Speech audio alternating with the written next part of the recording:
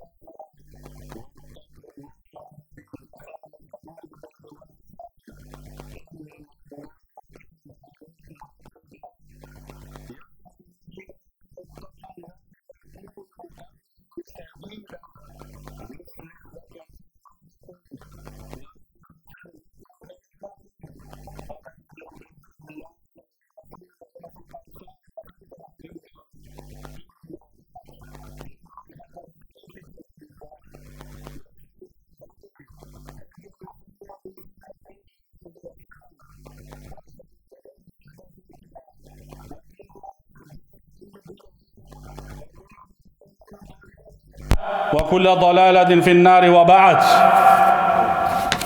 O ju musliman, keni frikë Allahun, ashtu si që ju ka urdhëruar të keni frikë prej Tij, dhe falinderoni atë për dhuntitë e Tij mbi ju, sepse çdo dhunti që e keni është nga Allahu. O robër të Allahut, dhuntitë e Allahut ndaj nesh janë të shumta, nuk numrohen e as nuk llogariten.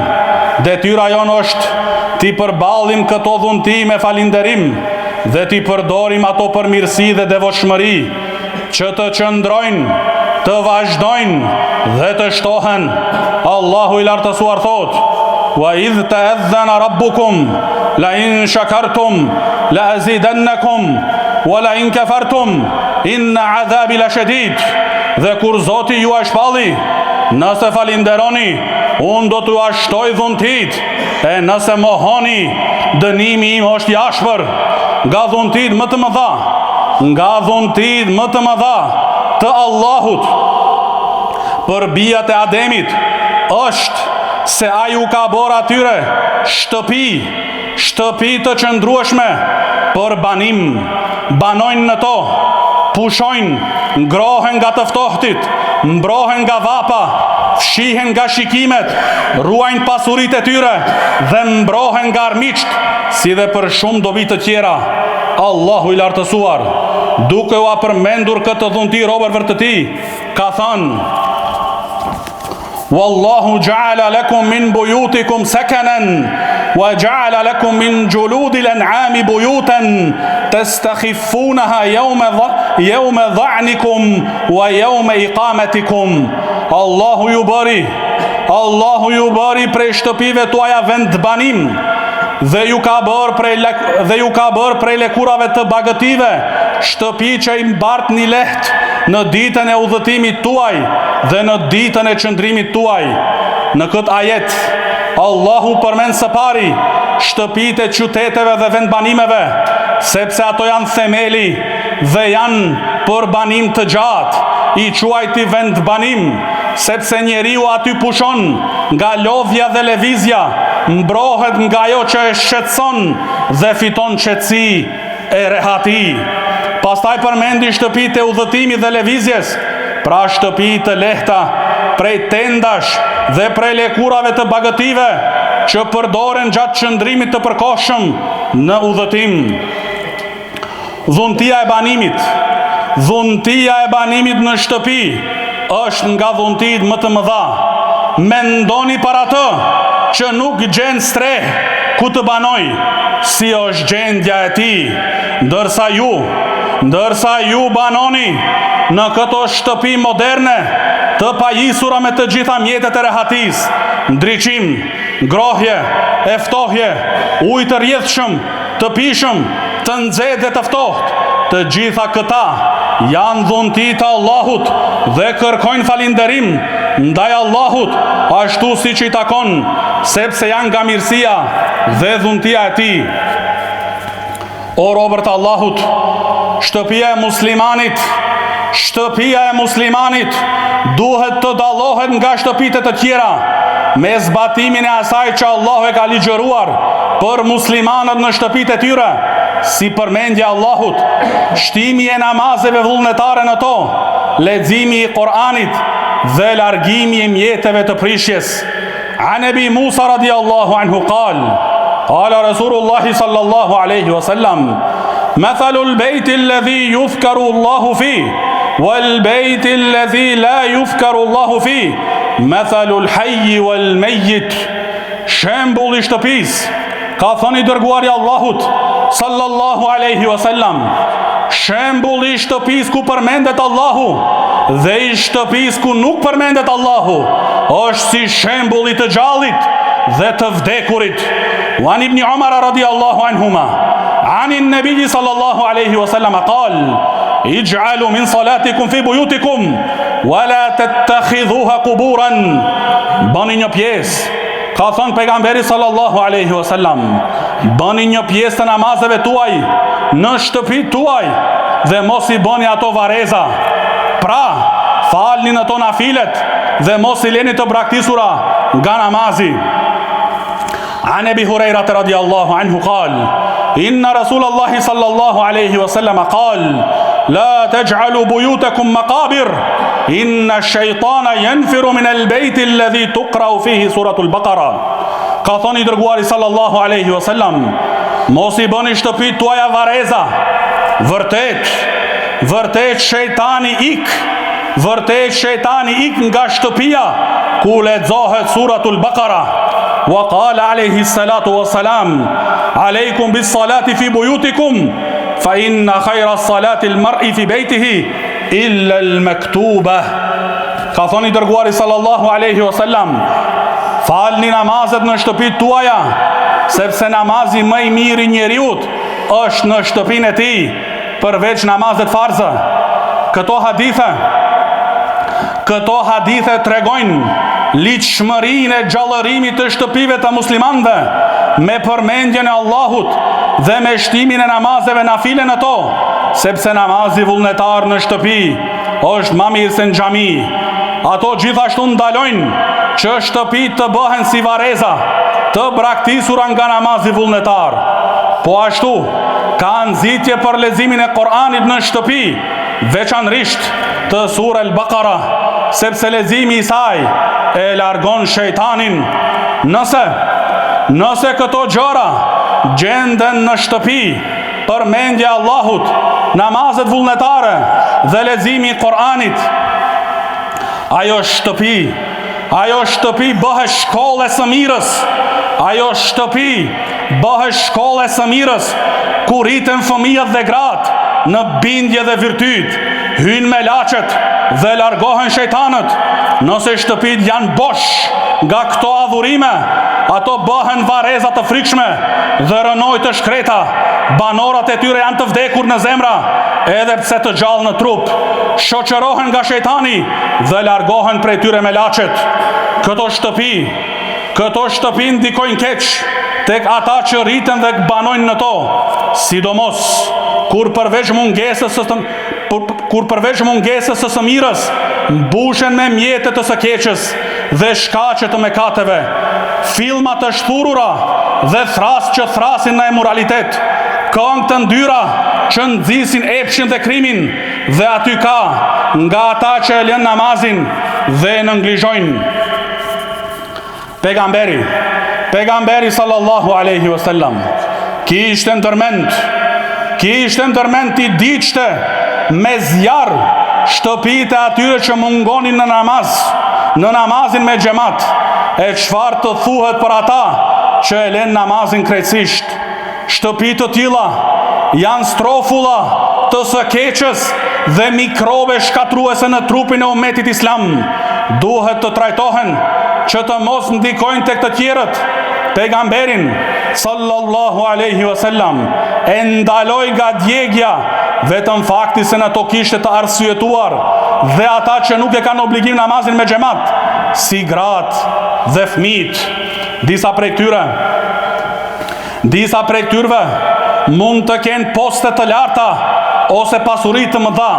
Shejtani u thot: ti je më i madh, ti je më i madh se të dalësh në xhami të falish me njerëzit, dhe kështu e le namazin nga mendje madhësia. Disa të tjerë i pengon pasuria.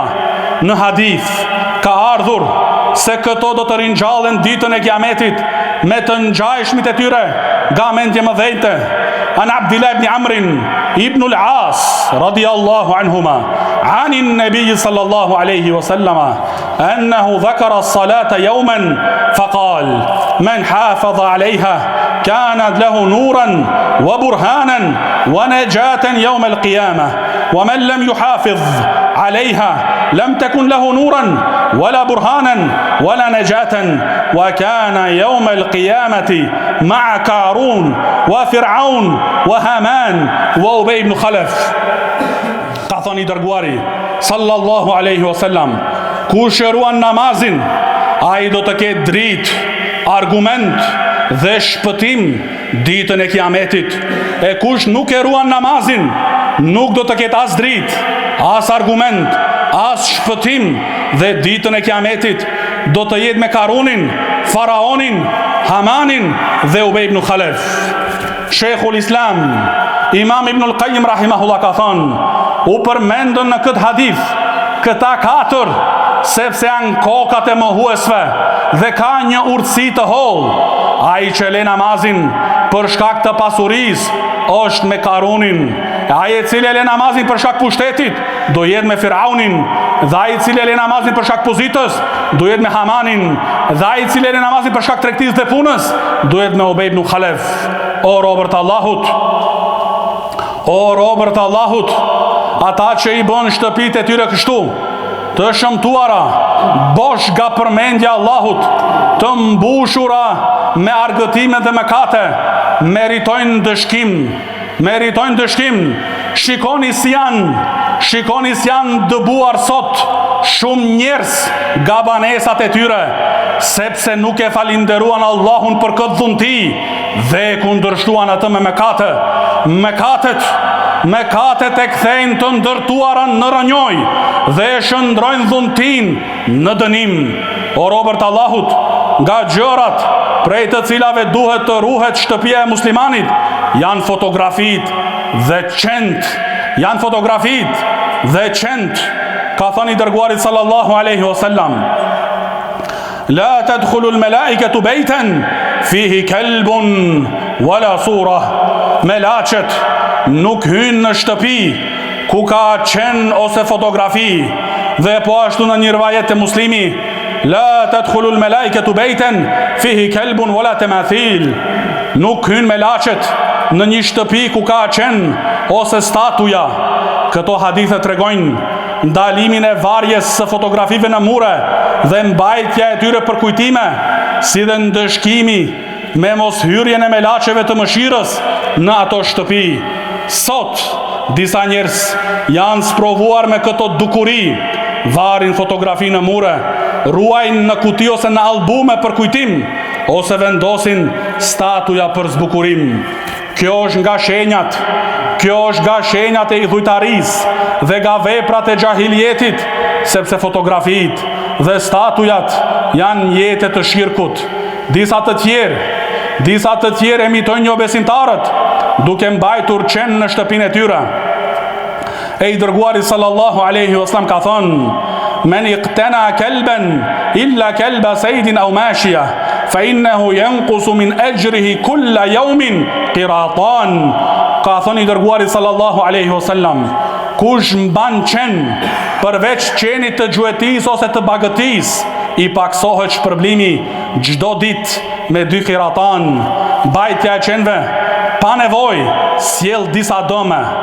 Prej atyre është: pengon hyrjen e melaqeve të mëshirës, pakson shpërblimin çdo ditë, është për ngjasim me jo besimtarët, sjell dëme, ndotje dhe shqetësim për të tjerët. Prandaj kini frikë Allahun dhe kujdesuni për shtëpitë tuaja, që të bëhen shtëpi islame, të pastra dhe të gjalla me përmendjen dhe adhurimin e Allahut. Larg prej tyre, largoni prej tyre çdo gjë që bie ndesh me etikën islame dhe çon në mëkate. Allahu i lartësuar ka thënë: "Laqad kana lakum fi rasulillahi uswatun hasana liman kana yarju Allaha wal yawmal akhir wa dhakara Allaha kathira." Vërtet, ju keni te i dërguari Allahut, ju keni, o musliman, ju keni te i dërguari Allahut shembullin më të mirë për atë që shpreson Allahun dhe ditën e fundit dhe përmend Allahun shumë. Barakallahu li wa lakum fil Qur'anil azim wa nafa'ani wa iyyakum bima fihi min al-ayati wa dhikril hakim. أقول قولي هذا وأستغفر الله لي ولكم ولسائر المسلمين من كل ذنب فاستغفروه وتوبوا إليه إنه هو الغفور الرحيم.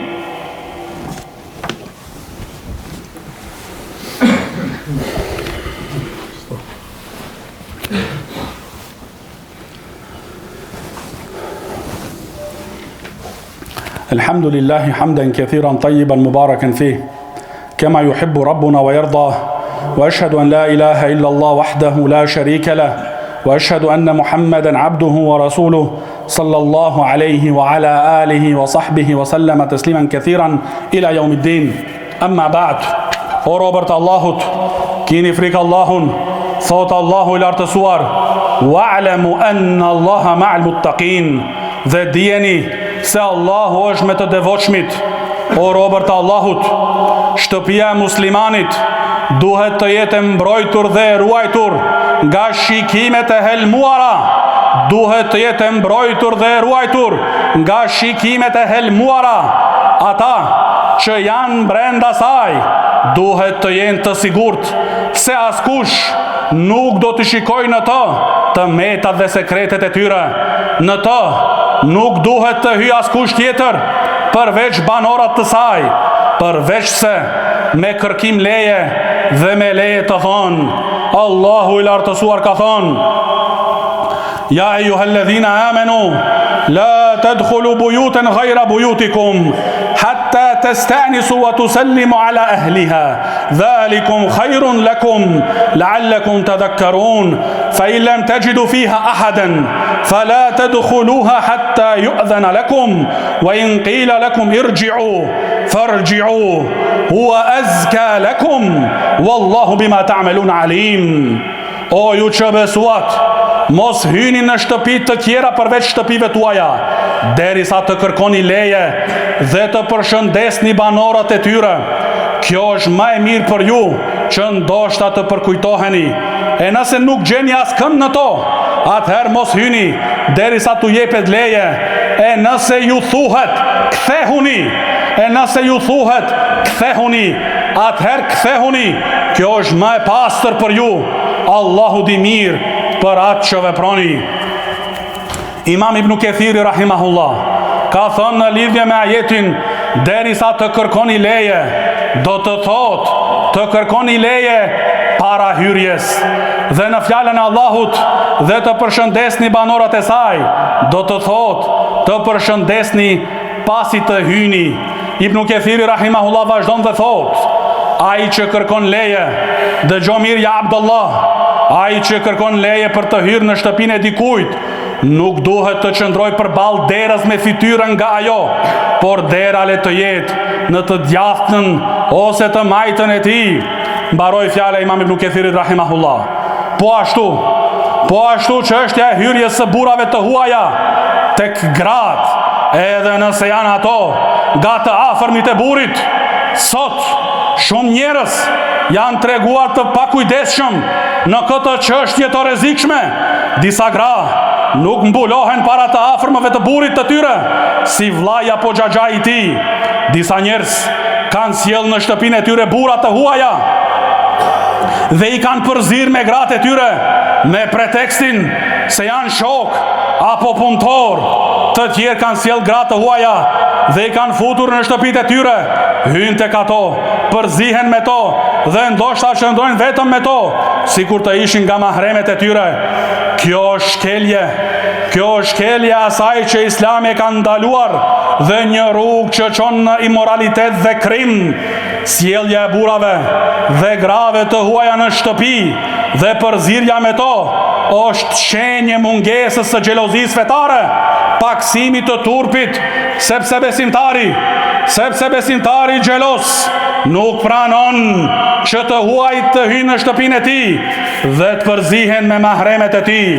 Besimtari xhelos nuk pranon që gruaja apo vajza e tij të hype vetme në një makinë që nuk e ka mahrem, dhe besimtari xhelos nuk pranon që në shtëpinë e tij të ketë një gruaj të huaj që ai përzihet me to si me mahremet e tij. Prandaj kini frikë Allahun, o robërt e Allahut, dhe ruhuni nga sherret e këtyre fitneve. Mos u mashtroni nga qytetërimi i rremt dhe imitimi i verbër që të ushtyjnë drejt këtyre çështjeve të rrezikshme, e kështu t'i shkatroni shtëpitë tuaja me duart tuaja dhe me duart e armiqve tuaj pa e kuptuar. Thumma i'lamu rahimakumullah anna Allah amarakum bi amrin bada fihi bi nafsihi wa huwa haqqun min huquqihi nabiyhi sallallahu alayhi wa sallam. فقال الله تعالى إن الله وملائكته يصلون على النبي يا أيها الذين آمنوا صلوا عليه وسلموا تسليما. اللهم صل وسلم على عبدك ورسولك نبينا محمد، وارض اللهم عن خلفائه الراشدين والأئمة المهديين أبي بكر وعمر وعثمان وعلي وعن الصحابة أجمعين وعن التابعين ومن تبعهم بإحسان إلى يوم الدين. اللهم أعز الإسلام والمسلمين وأذل الشرك والمشركين. اللهم أعز الإسلام والمسلمين وأذل الشرك والمشركين. اللهم أصلح أحوالنا وأحوال المسلمين. اللهم أصلح حكام المسلمين. اللهم أرنا الحق حقا وارزقنا اتباعه وأرنا الباطل باطلا وارزقنا اجتنابه. عباد الله، إن الله يأمر بالعدل والإحسان وإيتاء ذي القربى وينهى عن الفحشاء والمنكر والبغي يعظكم لعلكم تذكرون. فاذكروا الله يذكركم واشكروه على نعمه يزدكم ولذكر الله أكبر والله يعلم ما تصنعون.